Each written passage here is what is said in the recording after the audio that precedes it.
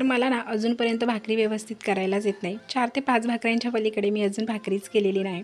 तर माझ्या नवऱ्याला भाकरी खूप जास्त आवडते. गावी आमच्या दररोज भाकरी असते, त्याच्यामुळे त्यांना भाकरी खाऊन सवय आहे. गावी सासूबाई किंवा माझी जाव आहे त्याच भाकऱ्या बनवतात.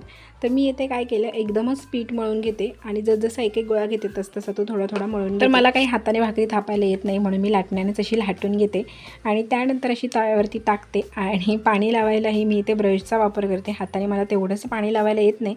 आणि मुख्य म्हणजे माझा जो तवा आहे तो नॉनस्टिक आहे, त्याच्यामुळे लगेचच गरम होते, हाताला चटका लागतो. हा डोशाचाच तवा आहे, पण याच्यावरती डोसे व्यवस्थित येत नाहीत, म्हणून मी चपाती आणि भाकरी करते. तर भाकरी याच्यावरती खूप छान होते. चपातीचं कसं करपली तरी तेवढं काही नाही, पण भाकरीत करपली किंवा चिकटली ना की ती मग फुगत नाही, कडक होते. तर पहिल्यांदा ना मी खूप जास्त वेळा भाकरी पलटायची आणि तिला शेकत बसायचे, पण आता तसं नाही. आता मी फक्त 3च वेळा भाकरी पलटते आणि माझी भाकरी छान अशी फुगते देखील. जर तुम्हाला कमी प्रमाणातल्या भाकऱ्या हव्या असतील तर नंतर मी डिटेलमध्ये व्हिडिओ तुमच्यासोबत नक्की शेअर करेन.